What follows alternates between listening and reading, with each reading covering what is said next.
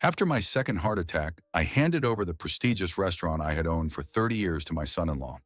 On the very first day, in front of the guests, he called me a burden he had finally gotten rid of and ordered security to throw me out through the back door, not knowing that I still owned the building. I never thought that at 72 I would be standing in the rain by the service entrance of my own restaurant, listening to a guard explain to me that the boss forbade him from letting me in. But to understand how it came to this, we need to start at the very beginning. 30 years ago, I was a completely different man, a young, ambitious engineer who had just gotten an apartment in the center of Buenos Aires and dreamed of starting his own business. At that time, when the country was going through economic changes, opportunities opened up for those who knew how to see them. And I did. The building on Corrientes Avenue, which everyone now knows as the Restaurant Golden Age, was then standing empty. The former state-run restaurant La Plata had closed down, and the city authorities were looking for someone willing to take on its restoration. I fell in love with the place at first sight. High stucco ceilings, huge windows overlooking the bustling street, and above all, incredible potential. Of course, I barely had any money. Even a good engineer's salary was not enough for such a project. But I was not the kind of man to back down from difficulties. I sold my car, borrowed from every friend and acquaintance, and mortgaged my parents' apartment. My wife Serafina thought I had gone insane. "Eugenio, you're acting like a child," she said, rocking our 1-year-old daughter Paloma. "What restaurant? We don't even have enough money for diapers and you're dreaming about a restaurant." But I believed, and I was right. The first years were hell. I worked 18 hours a day. In the morning, I met suppliers. In the afternoon, I supervised the renovations. In the evening, I studied cookbooks and drafted menus. Serafina helped however she could. She did the accounting, greeted guests, sometimes even served dishes when we didn't have enough waiters. I remember that first day we opened. I stood at the entrance in a suit bought on credit, greeting the first visitors. My heart was pounding. What if no one came? What if the food was terrible? What if all these sacrifices had been in vain? But people came, and they were pleased. Golden Age didn't become popular overnight, but it grew steadily. I understood that in the restaurant business, good food alone isn't enough. Atmosphere, service, attention to detail, these mattered just as much. I remembered every regular guest, knew their preferences, always found time to talk and ask about their lives. Gradually, the restaurant became a meeting place for Buenos Aires elite. Businessmen came here to close deals, politicians to discuss important matters, artists to celebrate premieres. I was proud that I had created not just a place to eat, but a true cultural hub. By the time our daughter Paloma graduated from high school, Golden Age was already one of the most prestigious restaurants in Buenos Aires. I was able to buy a large apartment, a house in the suburbs, and send my daughter to study in Spain. Serafina no longer reproached me for being reckless. On the contrary, she was proud of her husband and often told her friends, "My Eugenio always knew what he was doing." Paloma grew into a beautiful and intelligent young woman. After university in Madrid, she returned to Buenos Aires with a degree in economics and a firm decision to have nothing to do with the restaurant business. "Papa, I was tired of it as a child," she said. "You were always at the restaurant. Even at home, we talked only about menus and suppliers." I didn't insist. I understood her. Indeed, the work consumed me entirely. But secretly, I hoped that one day Paloma would change her mind and take my place in the family business. Instead, Arsenio appeared in our lives. Arsenio Montalvo was 5 years older than Paloma. He worked at a large consulting firm and gave the impression of being a serious, reliable man. They met at some high society party, and Paloma fell hopelessly in love right away. At first, I treated my daughter's fiancé with caution. Something about this young man unsettled me. Perhaps it was his overly perfect answers to every question, his too wide smiles, his overly eager attempts to please. But Paloma was happy, and for me, that was what mattered most. The wedding, of course, took place at Golden Age. I spared no expense. I wanted my daughter to have the best day of her life. Arsenio gave a beautiful speech, thanking his future father-in-law for creating such a wonderful place for their celebration and promising to always take care of Paloma and be a worthy member of the family.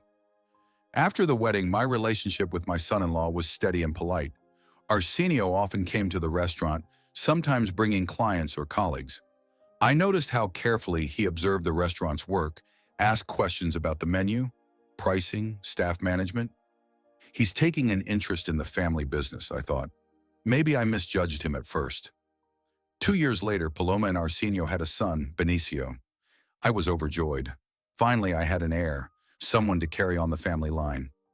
I often brought my grandson to the restaurant, showed him the kitchen, introduced him to the chefs. "You'll see, little one," I would tell 2-year-old Benicio, carrying him on my shoulders through the dining hall. "Someday, all this will be yours. You'll continue your grandfather's work." Arsenio always smiled at these words, but I couldn't help noticing that the smile never reached his eyes. By my 60th birthday, I could rightly say I had lived a successful life. The restaurant was thriving, my family was close, and my health was still holding up. I even started thinking about gradually stepping back from business and spending more time with my grandson. That was when the first heart attack struck. It happened right in the restaurant during the evening rush. A sharp pain shot through my chest and my vision went black. The last thing I remember was our chef Amadeo shouting, "Call an ambulance!" 3 weeks in intensive care, a month in the cardiology ward, half a year of recovery. The doctors were blunt. "Eugenio, you need to change your lifestyle. No more stress, no more 18-hour workdays. Otherwise, the next heart attack might be your last." While I lay in the hospital, the restaurant was run by Mauricio, my loyal manager who had worked with me for over 15 years. But everyone knew this was only a temporary solution. The restaurant needed an owner, someone to make strategic decisions. During my illness, I thought a lot about the future. Paloma still wanted nothing to do with the restaurant. Selling Golden Age to strangers was unthinkable. This was my life's work. There was only one option left, Arsenio. He's smart, educated, understands business, I reasoned, and he's family. Maybe this is fate? When I recovered and returned to work, I noticed that Arsenio had begun showing up at the restaurant more often. He took interest in financial reports, talked about future prospects, even suggested a few innovations.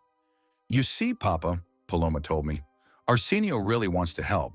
He says he could take on some of the responsibilities to make things easier for you." I hesitated. On the one hand, help was truly needed.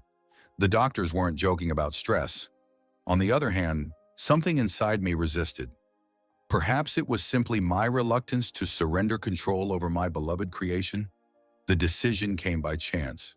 During one of the corporate banquets, a difficult situation arose. An important client was unhappy with the service and threatened to ruin the restaurant's reputation on social media. At that very moment, I felt unwell. Dizziness, heart pounding. And Arsenio took matters into his own hands. He spoke to the client, offered compensation, resolved the conflict. "Well done, son-in-law," I thought then. Maybe I really have been doubting him for nothing. Gradually, I began delegating more and more authority to Arsenio. At first, small things, overseeing supplies, managing staff, then more serious matters, pricing, marketing, relations with VIP clients. Arsenio handled it. More than that, he introduced modern management methods, implemented new technologies, expanded the range of services. Profits even began to grow. Maybe a fresh perspective is exactly what's needed, I thought. I'm getting too old for all these newfangled tricks. In the 3 years after my first heart attack, Arsenio effectively became the second person in the restaurant after me. The staff grew accustomed to him, clients recognized him, suppliers cleared all issues with him. I worked less and less, spending more time at home, with my grandson, at the summer house. And then came the second heart attack. This time it was more serious. A month in intensive care, my life hanging by a thread.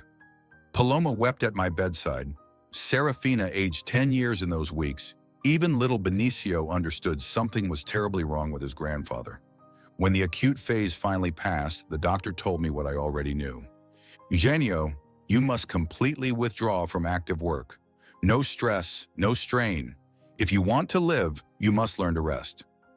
Lying in the hospital ward, I made the decision that seemed the only right one. I would hand over the management of the restaurant to Arsenio, fully and officially. My son-in-law was already practically running the place. He knew all the intricacies, he had the experience, and most importantly, he was family. The conversation with Arsenio took place right in the hospital. He came to visit me with a bouquet of flowers and a serious expression. Arsenio, I said, I've made a decision. I want to transfer the management of the restaurant to you, entirely. Are you ready for such responsibility? Arsenio's eyes lit up, but he replied with restraint. Eugenio, this is a very serious decision. Are you sure? Maybe it would be better to wait until you've fully recovered? No, I shook my head. The doctors are clear. I need rest, and the restaurant cannot wait. You see how things are going. You can handle it. If you think so, I'll do my best not to betray your trust. We agreed that for the time being, I would remain the formal owner, but all operational activity would pass to Arsenio. Salaries, bonuses, all decisions. From now on, that would be my son-in-law's responsibility. Just one request, I said. Take care of the people. They're good, loyal employees. Amedeo has been with me since the very opening. They're not just staff, they're family. Of course, Eugenio, I understand that. When I was discharged from the hospital, the first thing I did was go to the restaurant. I wanted to see how things were going, talk to the staff, feel the atmosphere of my own place. What I saw stunned me. In just a month of my absence, the interior had changed beyond recognition. The classic, elegant setting I had built up over the years had been replaced by an ultra-modern design. Golden tones gave way to aggressive black and red. The antique furniture was replaced with futuristic chairs and tables. What is this? I asked Arsenio as he greeted me. An update of the concept, my son-in-law smiled. We need to keep up with the times. Young people prefer a modern style. I went to the kitchen to greet Amedeo, but the head chef was nowhere to be found. And where's Amedeo? He quit, Arsenio said casually. He didn't fit into the new concept. We hired a young, promising chef from Europe. My heart sank. Amedeo was not just a cook. He was the soul of the kitchen, the keeper of all our recipes, the man who knew our regular clients' taste by heart. What do you mean he quit? Why wasn't I consulted? Eugenio, Arsenio explained patiently. You yourself said you were handing over full responsibility. I'm making the decisions I believe are right for the business. In that moment, I realized I had made a mistake, but it was already too late. The following months became a time of painful discoveries. Every visit to the restaurant brought new blows. First, Valentina disappeared, the administrator who had worked with me for 12 years. Then 2 senior waiters left. Then the food supplier changed. Instead of the company we had trusted for years, Arsenio signed a contract with some new firm. They offer better prices, my son-in-law explained when I asked. We need to optimize costs. But I knew quality. What was now being served at Golden Age was clearly worse. The meat was tougher, the fish less fresh, the vegetables obviously not premium grade. Arsenio, I told him once, the clients are starting to notice. Yesterday, Emiliano, you know him, a regular, complained about his steak, said it was never like this before. Emiliano is used to inflated standards. Arsenio waved it off. We have to learn to work more efficiently. In Europe, they figured out long ago that you can cook tasty food with more affordable products. I no longer recognized my restaurant. Even the menu had changed beyond recognition. The signature dishes that had been the restaurant's hallmark for years were gone. In their place were fashionable fusion experiments with unpronounceable names. Worst of all was that Paloma supported her husband. Papa, Paloma would say whenever I tried to complain, you're just not used to change. Arsenio is a modern manager. He knows what he's doing. Look at the numbers. Profits are growing. It was true. Arsenio knew how to handle money, cutting costs, raising markups, reducing staff. All of it produced a short-term effect. But I understood that such savings would eventually destroy the restaurant's reputation. The staff had changed completely. The old, experienced employees were replaced with younger ones who worked for less money, but their quality of work left much to be desired. The atmosphere among the team had grown tense. Arsenio ruled with an iron hand, tolerated no objections, and dismissed people easily for the slightest infractions. The only one who still remained from the old team was Mauricio, the manager who had practically saved the restaurant during my first heart attack. but even his position was shaky. "Eugenio," he said to me quietly one day when we met in the hallway, "what's happening? This isn't the restaurant we built together." "Be patient, Mauricio," I replied. "Maybe Arsenio's just getting used to things. Over time, it will all settle." But deep down, I knew I was deceiving both myself and my loyal colleague. My relationship with my son-in-law grew increasingly strained. Arsenio no longer consulted me, he made decisions on his own. His responses became sharper, making it clear he considered my interference unwelcome. "Eugenio," he said one day after a particularly heated exchange, "you handed management over to me. Either you trust me or you don't.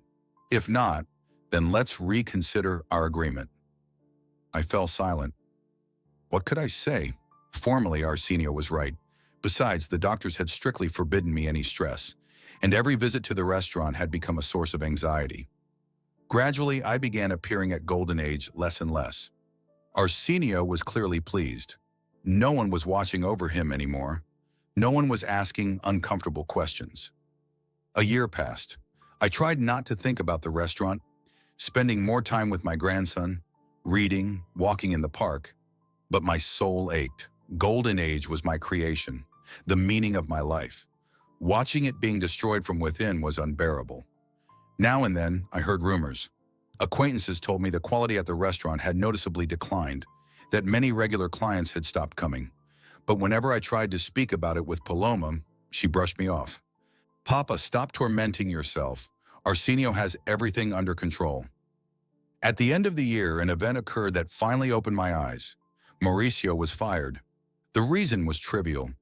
The manager had tried to return one of the old signature dishes to the menu, a dish much loved by regular customers. Arsenio saw this as sabotage and immediately dismissed him for exceeding his authority. Mauricio came to my house that very day. "Eugenio," he said, sitting in my kitchen with a cup of coffee, "forgive me, but I can't do it anymore. I can't stand by and watch them destroy what we built together." "What is really happening there?" I asked. "Disaster," Mauricio sighed heavily. "The quality of the products is terrible, the staff works sloppily, regular clients are leaving, and all Arsenio does is squeeze out profit. He says you're from the past century, that we should be thinking about money, not some sentimental attachment to old traditions." "He said that?" "Word for word, and he added that soon he'll get rid of all the remnants of the old ways." I felt anger flare in my chest. For the first time in many months, I was overcome, not by helpless frustration at the changes, but by real fury. "You know what, Mauricio," I said, "maybe it's time to remind Arsenio who the master of this house really is." The next day, for the first time in months, I went to the restaurant. Without warning anyone, without scheduling my visit, I simply came as the owner.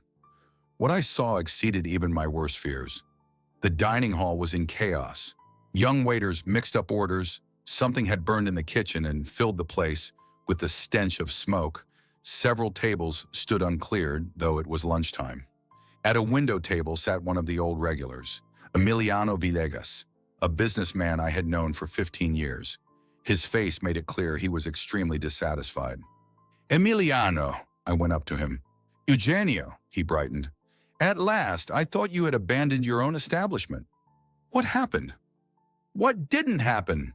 Villegas waved his hand.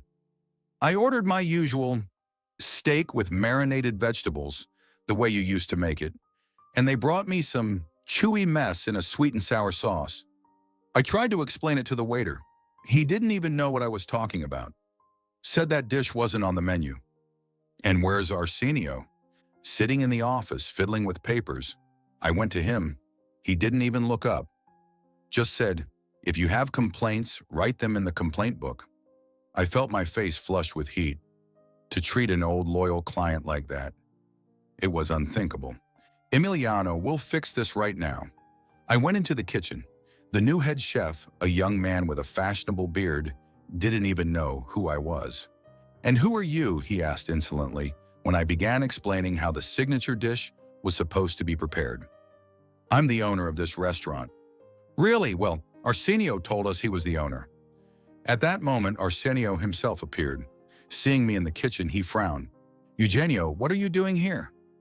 "What I'm supposed to do as the owner. making sure the service lives up to standard. We agreed that management was handed over entirely to me. Management? Yes, but the restaurant is still mine. And if I see its reputation suffering, the reputation is just fine.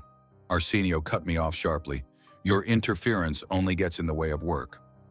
We stepped into the hallway to avoid making a scene in front of the staff, but the conversation quickly escalated into open conflict.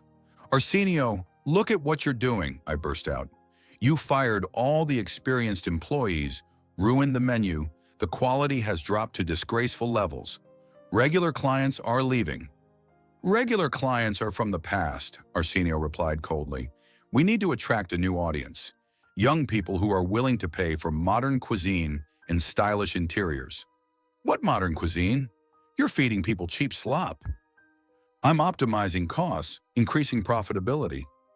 At what price? At the cost of the reputation I built over 30 years?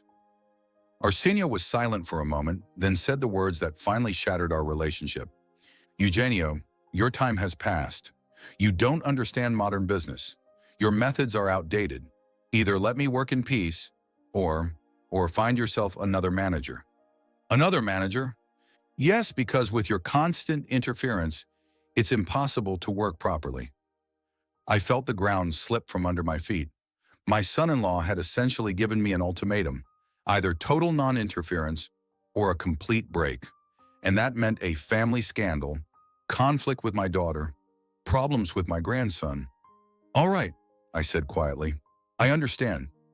That day I left the restaurant defeated, but the seeds of future revenge had already been planted in my soul. At home I sat for a long time in my chair, thinking over what had happened. Arsenio was clever. There was no denying that. He had managed to put me in a position where I could do nothing without destroying my family. But there was one thing Arsenio had overlooked. Golden Age was housed in a building that didn't belong to the restaurant, but to me personally. It was property I had bought back in the 1990s, registered in my name. I had handed the restaurant business over to my son-in-law, but the real estate remained mine. And that's when the idea was born. Another 6 months passed after that conversation. I tried to keep my distance, just as Arsenio demanded. Now and then I heard news from former employees about what was happening in the restaurant, and each report was worse than the last. Amadeo had found work at a small cafe, but sometimes he called me, Eugenio, it's a disaster over there. Heard from friends. At Golden Age, they're reheating pre-cooked food now. Can you believe it? Ready-made products in a premium class restaurant. Valentina, the former administrator, shared even sadder details. Now it's all students working there. For peanuts, nobody trains them. Nobody knows anything. Yesterday, my friend went. She said it was a disaster. The waiter didn't even know the difference between white and red wine. But the most painful news came from Mauricio. It turned out Arsenio had renamed the restaurant. Golden Age was now called Metropolis. Fashionable, stylish, European. He told the staff the old name was outdated, the former manager explained, that we had to keep up with modern trends. I took this news as a personal insult. The name Golden Age had been invented by Serafina at the very beginning. She used to say, let people feel they've entered a special time when everything was wonderful. Now, not even the name remained. My daughter Paloma seemed pleased with the change. When I tried to speak with her about the renaming, she waved me off. Papa, why are you clinging to the past? Metropolis sounds modern. Arsenio did market research. Names like that are popular now. Paloma, but this is our family's history. History's fine, Papa, but we need to live in the present. My grandson Benicio, who was now 5, sometimes asked, Grandpa, why don't we go to your restaurant anymore? I never knew what to answer. How could I explain such a complicated situation to a child? Life went on. I tried to find new hobbies, read more, began studying art history. The doctors were pleased. No stress, a measured routine, regular walks. My health stabilized, but my soul still ached. It was especially hard to pass by the building on Corrientes Avenue. Every time I saw the new Metropolis sign, I felt physical pain in my chest. One evening I couldn't resist and went inside, just as an ordinary customer, to see what had become of my creation. What I saw shook me to the core. The interior had changed beyond recognition. The elegant, classical atmosphere I had built over the years was gone completely. In its place was an ultra-modern, high-tech space. Metal, glass, neon lighting. Loud music, unthinkable in the old days, blared, deafening the guests. At the tables sat mostly young people, most of whom clearly did not belong to the elite clientele who had once been the restaurant's foundation. They were dressed carelessly, spoke loudly. Some even smoked electronic cigarettes right in the hall. I asked for a table for two.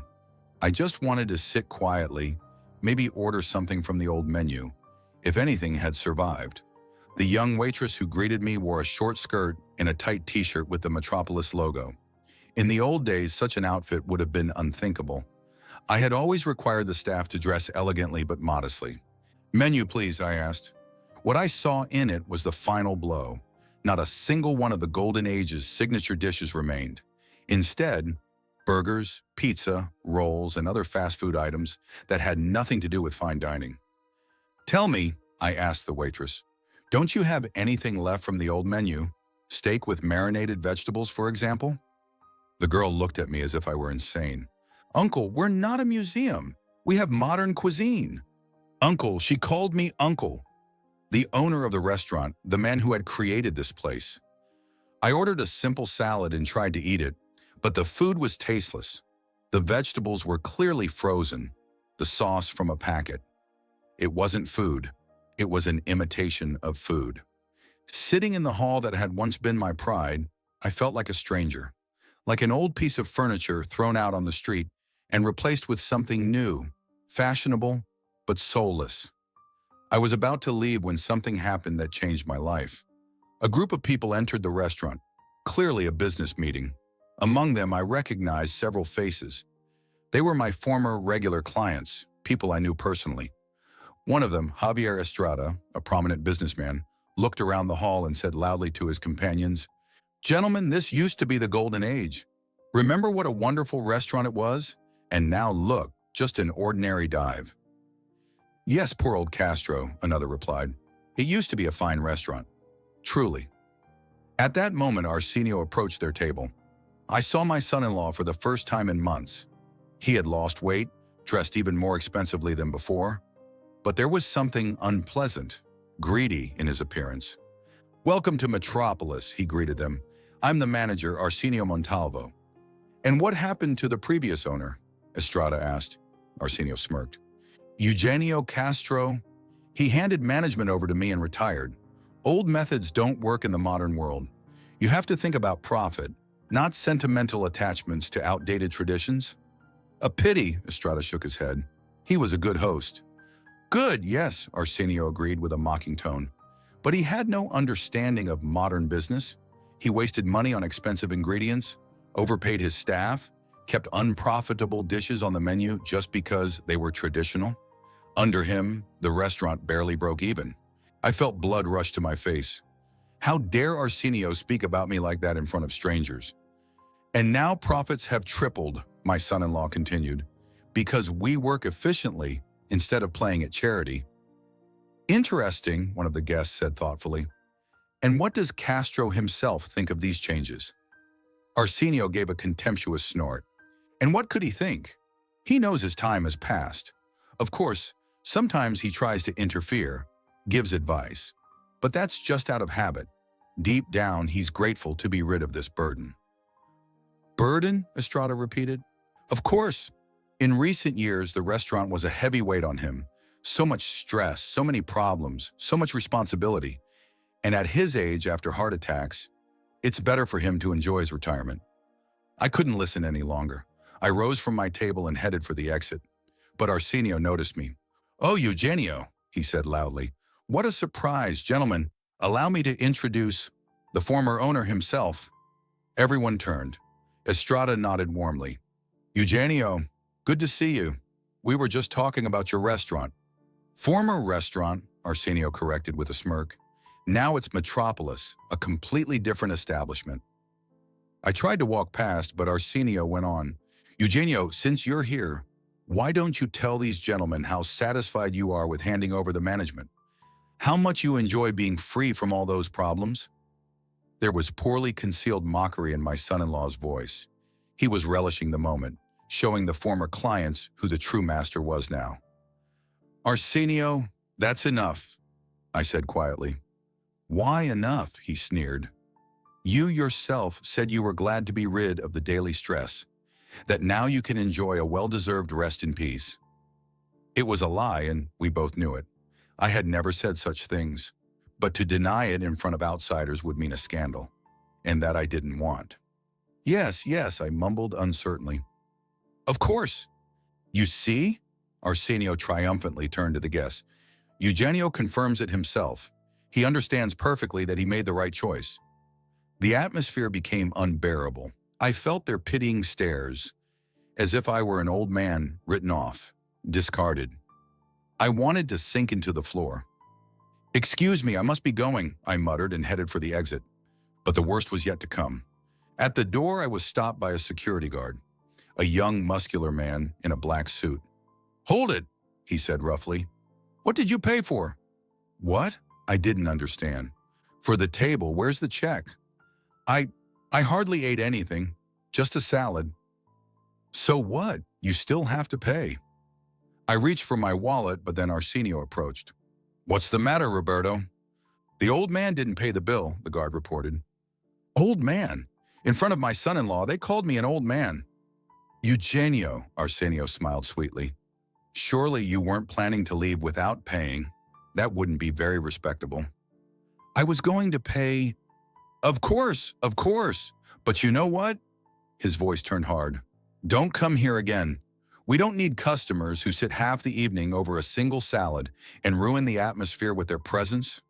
I felt the entire hall go still. Everyone was listening to our exchange. "Arsenio, what are you saying?" "I'm telling the truth. Look at yourself. An old, sick man clinging to the past. You're in the way. Your constant advice, your complaints, your attempts to bring back the good old days, they're an anachronism." Guests at nearby tables whispered to each other, pointing at us. I felt like I was on the scaffold. "You know what, Eugenio," Arsenio went on, raising his voice. "Let's make it clear once and for all. To me, you're no longer a father-in-law or a partner. You're a burden I've finally gotten rid of. Dead weight that dragged down a profitable business." The hall fell absolutely silent. Everyone was listening. "You thought you would remain here as an honored host, respected by all? You were wrong. Your time is over. Now I rule here, and I don't need living monuments to inefficient management." I opened my mouth to say something, but no words came. "Roberto," Arsenio turned to the guard, "escort Castro to the exit and explain to him that next time he should use the service entrance. The main entrance is for real customers." "Service entrance?" I whispered. "What, did you think you deserve a red carpet?" Arsenio sneered.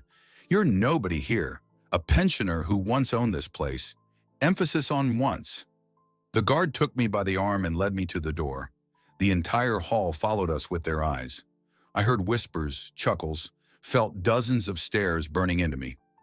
At the door, the guard stopped and said loudly enough for everyone to hear, "Listen, old man, don't come back here. The boss said if I see you again, I'll throw you out through the back door. Got it?" I stepped out into the street as if in a fog. The cold wind struck my face, but I barely felt it. Inside, everything was burning with shame and humiliation. For 30 years, I had built this restaurant. I had poured into it my soul, my strength, everything I had. And now the finale, I had been publicly humiliated in my own establishment, called a burden, and threatened with being thrown out through the back door. When I reached home, I sat in my armchair and stayed motionless for a long time. One phrase kept spinning in my head, a burden he had finally gotten rid of. But little by little, the shame and pain began to transform into something else, into a cold, calculated anger. "All right, Arsenio," I whispered into the empty room. "You wanted to be rid of a burden? Now you'll find out what a real burden is." And then I remembered something Arsenio hadn't accounted for in his calculations. The building on Corrientes Avenue didn't belong to the restaurant. It belonged to me, personally, and I had a plan. All night after that humiliating visit, I couldn't sleep. I sat in my study, going through the documents I kept in my safe. The purchase agreement for the building from 1992, the certificate of ownership, the records confirming the title after each re-registration. Everything was in my name. Personally mine, Eugenio Castro's. When I handed Arsenio the management of the restaurant, we had signed a lease agreement for the premises, a standard document allowing my son-in-law to run his business in a building that belonged to me. Arsenio hadn't paid much attention to it then. What interested him was the restaurant itself, the clientele, the staff, the reputation. But now that detail could become his fatal mistake. I studied the lease carefully. Term, 5 years. Rent, symbolic, almost free, as is customary between relatives. But the most important thing was the clause about termination. The landlord had the right to terminate the lease unilaterally if the tenant violated the conditions of use of the premises, or if the nature of the business was significantly changed without the owner's consent. Change of business nature. The fine dining restaurant Golden Age had been turned into the fast food metropolis without any consultation with the building's owner. That was a serious breach. But I knew legal formalities alone wouldn't be enough. Arsenio wasn't a fool. He had good lawyers. A court battle could drag on for years, and in the meantime, my son-in-law would keep destroying the reputation of the place. I needed a more elegant plan. In the morning, I called my old friend, lawyer Leonardo Aguilar. Leonardo, I need some advice. Can you come over? Aguilar wasn't just an attorney, but someone who had helped me with all my important affairs for the past 20 years. He knew the situation with the restaurant and the family very well. Eugenio, he said after studying the documents, formally you have every reason to terminate the lease, but you do realize this means war with your own family? Family, I gave a bitter laugh. Leonardo, do you know what he did to me yesterday? In front of strangers, he called me a burden and ordered a guard to throw me out through the back door. Aguilar shook his head. The bastard, of course, but think of your daughter, your grandson. I have thought of them. I've thought for 3 years while I kept silent and endured. But now, enough. All right, then let's act smart. First, we gather evidence. The next 2 weeks I spent in active preparation, but I had to proceed carefully. No one could know of my plans ahead of time. First, I met with Mauricio. Eugenio, the former manager said, I'm ready to help however I can. Arsenio has gone too far. I need proof of the restaurant's changed concept. Photographs, documents, witness statements. That can be arranged. I still have contacts among the current staff. Not all of them are happy with the new regime. Then I contacted Amadeo. Amadeo, do you remember how we started? Do you remember our signature recipes? Of course I remember, Eugenio, like my own children. What if I told you that we may soon need to bring it all back? The old chef's eyes lit up. Are you serious? You want to take the restaurant back? Maybe, but for now, this stays between us. I'm always ready, Eugenio. Always. At the same time, I quietly began preparing for a possible return. I reached out to old suppliers, checked prices, confirmed their willingness to cooperate. I spoke with the designer who had once created Golden Age's interior, discussed the possibility of restoring everything quickly. The hardest part was gathering information on the restaurant's current state, but luck lent a hand. Valentina, the former administrator, had found a job at a neighboring restaurant. From there, she could observe Metropolis and pass information along. Eugenio, she told me, it's complete chaos over there. The staff turnover is unbelievable. People quit every week. Arsenio yells at everyone, fines them for the slightest mistake. Salaries are delayed, and the quality, you should see what they're serving now. But the most valuable information came from Roberto, the very guard who had thrown me out of the restaurant. It turned out the young man wasn't as bad as he had seemed that evening. He had simply been following orders. And 2 weeks after the incident, Arsenio fired him for exceeding authority. The boy had supposedly not been rough enough with some customer. Roberto came to my house and apologized. Eugenio, forgive me for that evening. I didn't know who you were. They just told me, escort out the old man who didn't pay. It's all right, Roberto. You were just doing your job. And what about you now? I'm looking for work. After they kicked me out, I realized Montalvo is a complete jerk. Can you believe he didn't even pay me my last month's salary? What if I offered you another job? Not right away, but in some time. I'd be ready even now, Eugenio. Gradually, a team of people began to form around me, people ready to help me carry out my plan for revenge. They had all suffered from Arsenio, and they all wanted justice. A month later, the preparations were complete. I had legal grounds to terminate the lease, photographic evidence of the drastic change in the restaurant's concept, witness testimony about violations of the lease conditions, a team of experienced employees ready to return, agreements with suppliers, a plan for quickly restoring the restaurant. All that remained was to choose the right moment to strike, and then chance itself provided the perfect opportunity. Paloma called me and said that Arsenio was planning a big corporate event the following Friday. Some major company had booked a banquet for 100 people, the largest event in recent times. "Papa," my daughter said proudly, "Arsenio is working so hard. He's personally designing the menu, inviting journalists. He says this event will finally establish Metropolis's reputation as the city's leading restaurant." I listened and smiled. Arsenio wanted a triumph? Wonderful. Let there be a triumph. "Paloma, can you tell me exactly when this banquet is?" "On Friday from 7 in the evening. Why?" "Oh, just curious." On Thursday evening, I met my team in a cafe on the neighboring street. Mauricio, Amadeo, Valentina, Roberto, and several other former employees of the restaurant. "Tomorrow we act," I said. "At 6 in the evening, I'll hand Arsenio a notice of termination of the lease. By law, he has to vacate the premises within a month, but I think he'll try to resist." "And then what?" Mauricio asked. "Then we go to Plan B. Leonardo has already prepared all the documents to file in court for forced eviction, and while the court considers the case, we'll begin preventative measures." "What kind of measures?" Roberto asked, puzzled. I smiled a cold smile. "Arsenio forgot that the building belongs to me, which means all the utilities belong to me too. Electricity, water, gas, internet, everything runs through systems I control." "You want to cut off the utilities?" Valentina gasped. "Not cut off, just sometimes there will be technical issues, very unexpected and always at the worst possible moments. You know, old building, old systems, anything can happen." Amadeo narrowed his eyes slyly. "Eugenio, did you forget that I'm not only a chef, but also an electrician by training? I served in the Army in the Engineering Corps." "That's exactly why you're here, Amadeo." The plan was brilliantly simple. Officially, I would act strictly within the law. Notice of lease termination, lawsuits, dealing with authorities, everything by the book. Unofficially, Arsenio's life would turn into hell. Constant technical problems, scheduled outages, emergency repairs, all of it happening at the worst possible moments, disrupting the restaurant's work. The main thing, I emphasized, is that no one must suspect these aren't coincidences. We're just the property owner, making sure the systems are in good condition.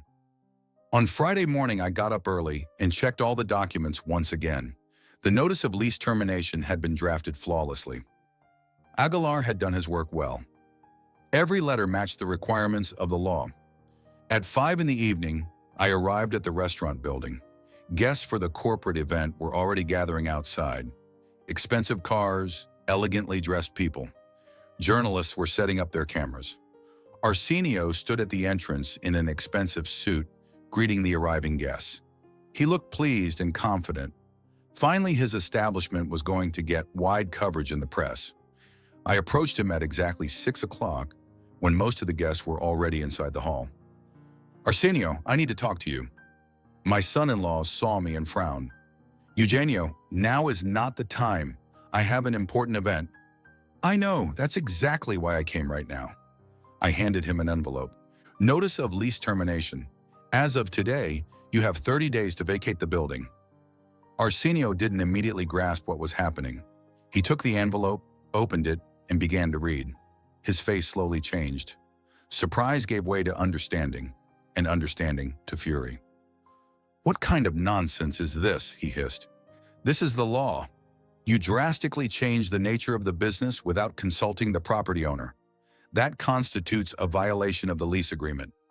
"What owner? I thought the building belonged to the restaurant." "You were wrong.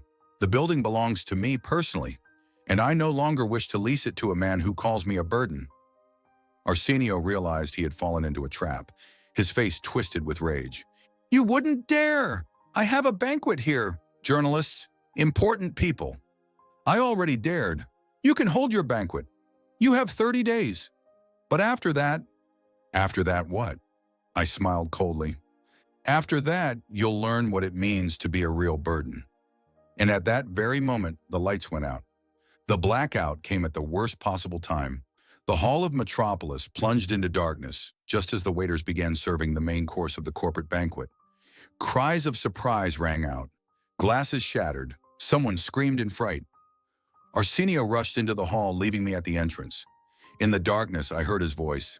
Stay calm, gentlemen. It's just a temporary technical issue. We'll fix it right away. But the lights didn't come back on.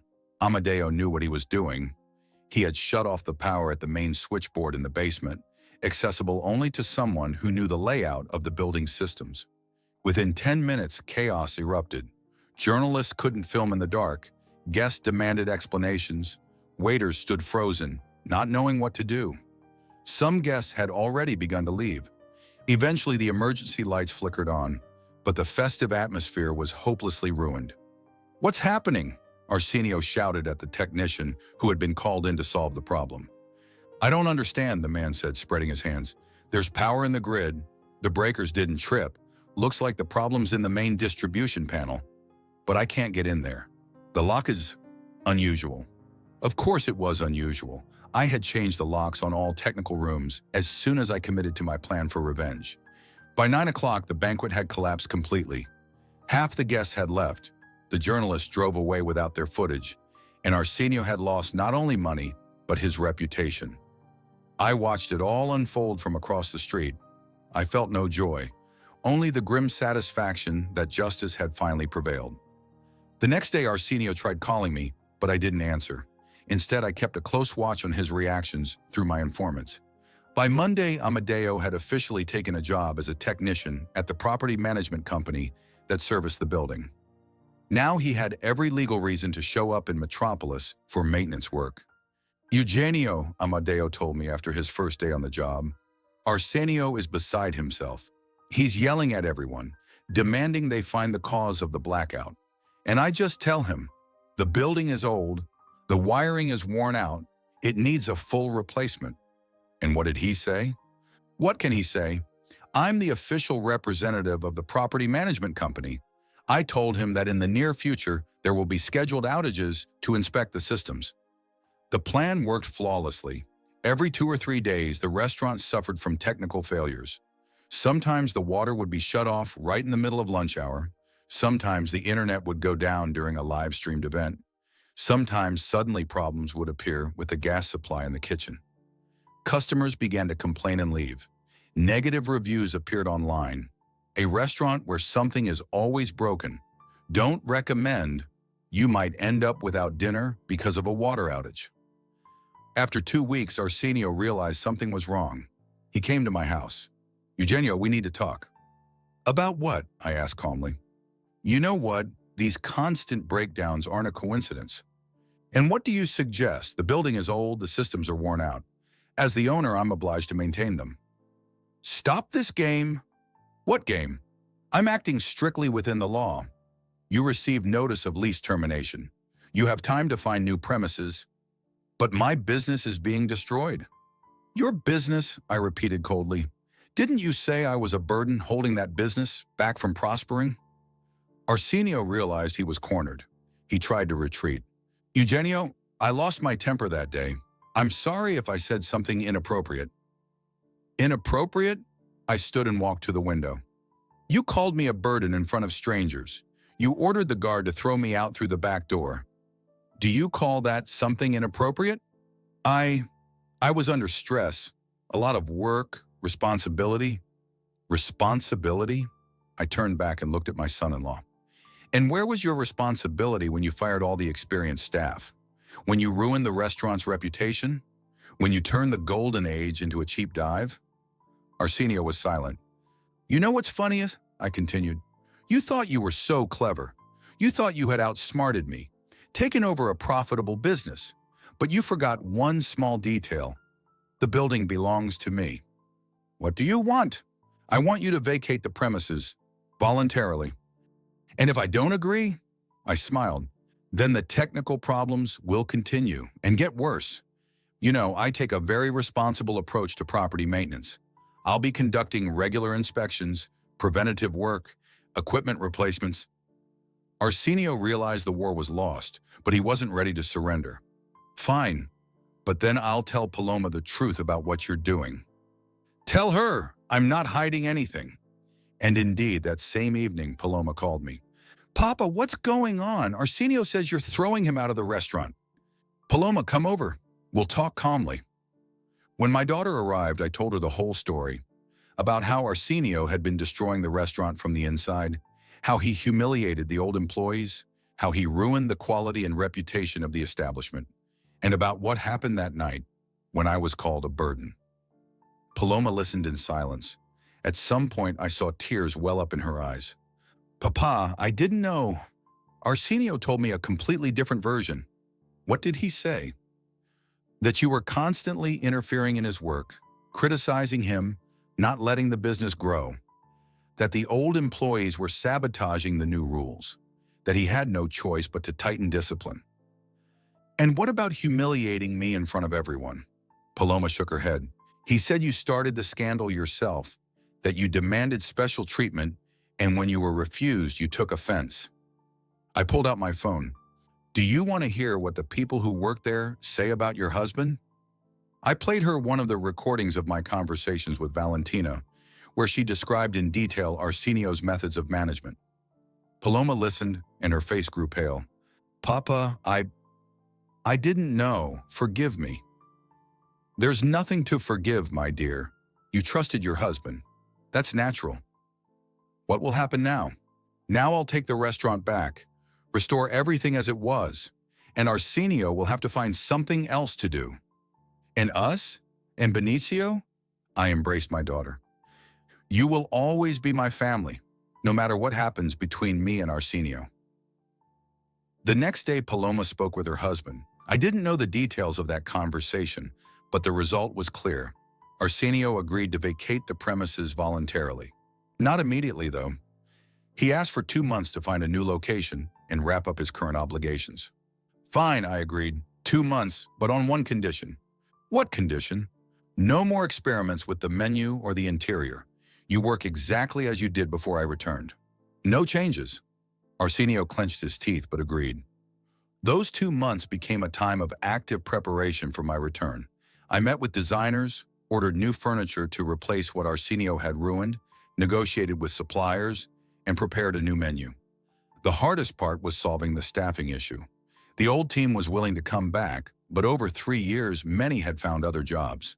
Not a problem, said Mauricio. We'll find new people. The main thing is that they understand what real service means. Amadeo had already submitted his resignation from the property management company. Eugenio, I've missed the kitchen. I've come up with so many new recipes during this time. Little by little, the new Golden Age team was coming together. Some from the old staff, some new, but all united by one idea: to rebuild the best restaurant in the city. Arsenio remained quiet all that time. The technical problems stopped, and he no longer tried to change anything in the restaurant. It was clear he was broken. A week before the lease expired, he came to me. Eugenio, I found a new location. I'll be moving on Saturday. Good. Can I ask you something? Go ahead. Did you plan all this from the very beginning? Right from the start? I shook my head. No, Arsenio. I truly wanted to hand the business over to you. I believed in you. I thought you would continue what I had been building for 30 years. Then why?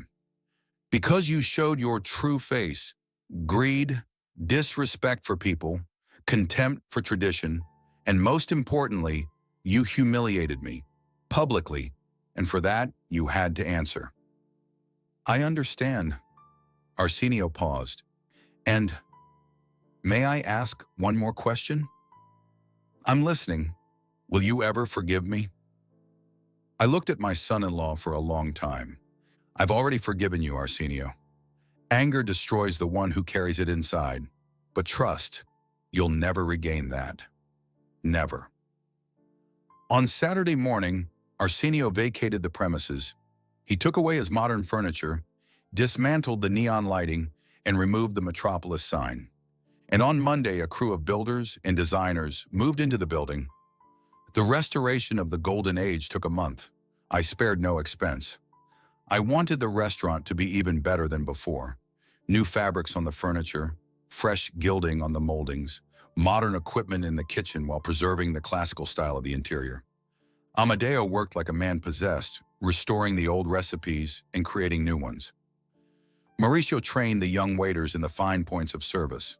Valentina rebuilt the database of regular clients. Just like the good old days, I said as I walked through the rooms, watching the preparations. The day before the opening, I received an unexpected call.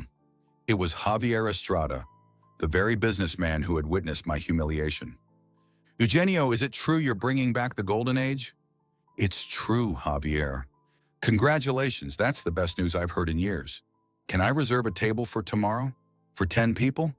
Of course, we'll be glad to see you. You know, Eugenio, that day I realized you'd been treated unfairly. I wanted to say something, but I didn't dare interfere in family matters. It's all right, Javier. What matters is that justice has prevailed.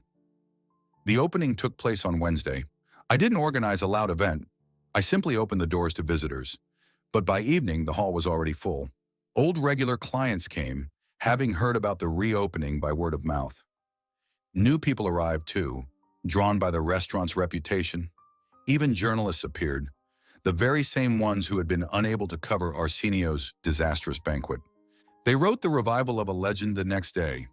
Paloma came to the opening with Benicio. My grandson was delighted with the renewed interior. Grandpa, it's so beautiful. Is this really your restaurant? Yes, it's true, my boy. Then why didn't Papa come? Paloma looked embarrassed, but I answered calmly. Papa's very busy with his own affairs right now. By the end of the first week, it was clear that the comeback had succeeded. Reservations were booked a month in advance. Online reviews were glowing, and revenue exceeded all expectations. Eugenio, said Mauricio, it feels as if we never left. Everything's just like in the best of times. Even better, I replied. We've learned a lot over these years. Amadeo was as happy as a child. Eugenio, you can't imagine how much I've missed real cooking. Cooking not for volume, but for quality. A month after the reopening, I learned that Arsenio had opened a small cafe in a residential neighborhood. Nothing special, just an ordinary eatery. His ambitions of creating a restaurant empire were clearly left behind. Family relations gradually began to mend. Paloma often came to the restaurant with Benicio, and my grandson happily spent time with me. We spoke little about Arsenio. It was a painful subject for everyone. One evening, after an especially successful day at the restaurant, I sat in my office reviewing the results. Outside, Corrientes Avenue buzzed with noise. In the dining hall, there was the muffled hum of satisfied customers' voices. In the kitchen, Amadeo hummed a tune while preparing his signature dish. Everything was back in its place. Mauricio knocked on the door. Eugenio, may I? Of course, come in. I have a surprise for you. He handed me a newspaper. Look at this. I took the paper and saw a large article in the business section. The headline read, How to Win Back What Was Lost, the story of successful restaurateur Eugenio Castro. The article described in detail how I had built the Golden Age, how I had later handed management over to my son-in-law, how the establishment declined, and how I ultimately managed to take back my restaurant. This is a story about never giving up, the article concluded. Even at 72, one can start anew and achieve success. Where did they get all this information? I asked in surprise. I gave them an interview, admitted Mauricio. I hope you don't mind.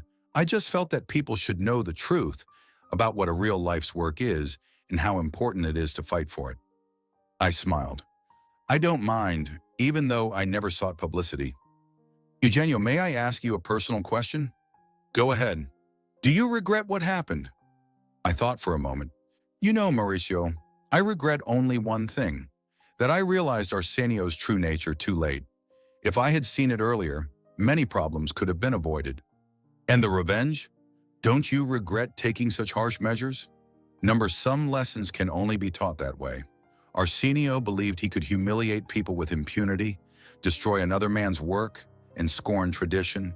He had to be held accountable for that. And now? Now we work. We do what we know best. Create a place people want to come to, a place where they are respected, where good food is served, and where a true atmosphere reigns. Another year passed. The Golden Age fully regained its position in the restaurant market. More than that, the establishment became even more popular than before. The story of its comeback gave it additional fame. I felt wonderful. The doctors were surprised. Instead of avoiding stress, I had returned to active work, yet my health only improved.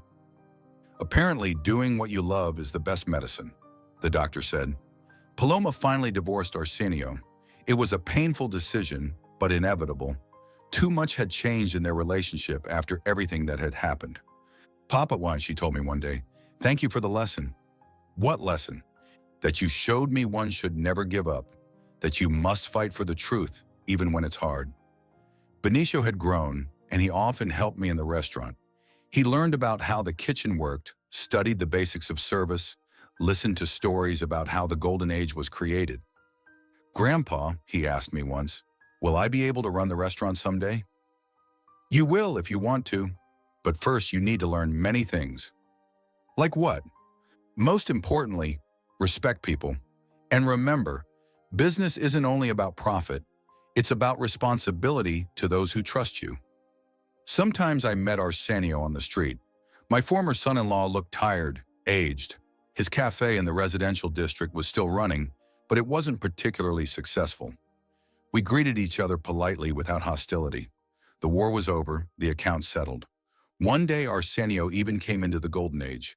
He sat at a table in the corner, ordered a coffee, and sat in silence for a long time. Should I throw him out? Asked Roberto, who now worked as head of security. No, I replied.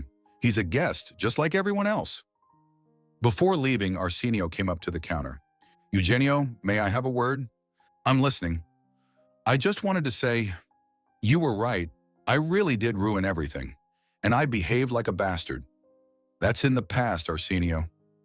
No, it isn't. I think about it every day, about how I had the chance to carry on a great legacy, and instead I destroyed it. I looked at my former son-in-law.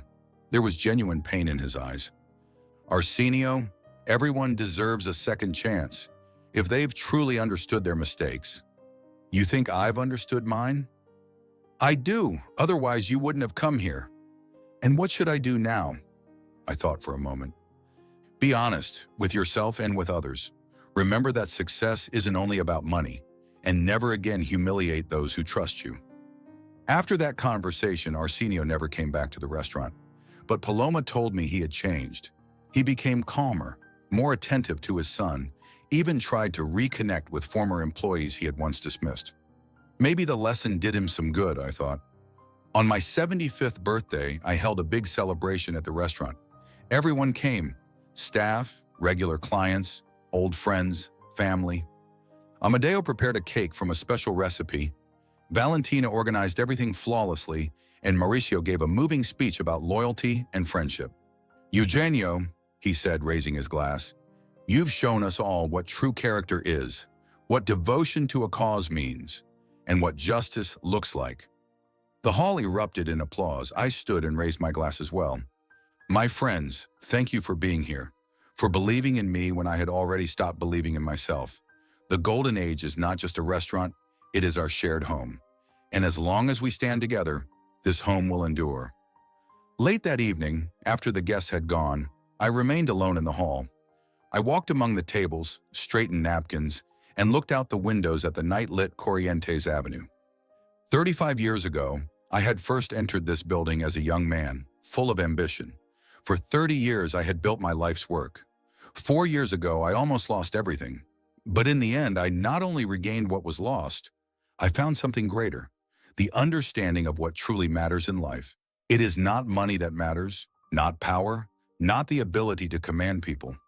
What matters are relationships built on mutual respect. What matters is devotion to a craft that brings joy, not only to you, but also to others. What matters is justice, not cruel, not vengeful, but inevitable. And it is important never to forget, no matter the circumstances, No matter how hopeless a situation may seem, there is always a chance to change everything. If there is will, if there is a plan, if there are people willing to stand by you. Arsenio thought he had rid himself of a burden, but the burden turned out to be the cornerstone on which the entire building stood. Remove the cornerstone, and the building collapses, but return it to its place, and it becomes stronger than ever. The golden age continued. 5 more years passed. I turned 80, yet I still came to the restaurant every day. True, now more as a consultant, the main work was carried out by Mauricio and a rising team of young managers. Benicio graduated from school and enrolled in university to study hospitality management.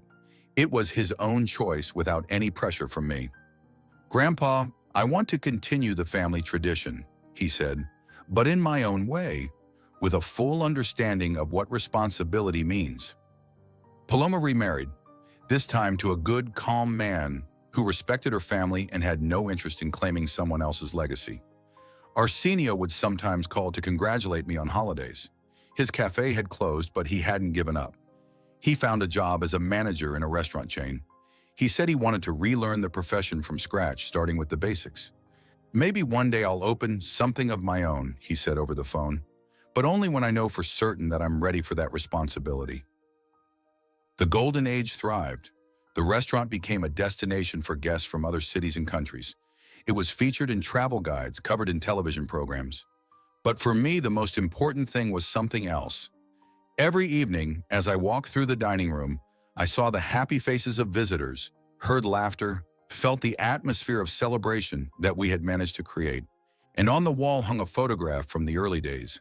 Young Eugenio and Serafina standing at the entrance of the restaurant before it had even opened. We were smiling and believing in the future. And the future had rewarded our faith. Revenge turned out not to be an end in itself, but a way to restore justice. And justice, as it turned out, was not about punishing the offender, but about giving back to the world what had been unfairly taken away. The story ended as any good story should, with the triumph of good, the victory of justice, and the realization that true values can never be destroyed, only temporarily overshadowed. The golden age lives on,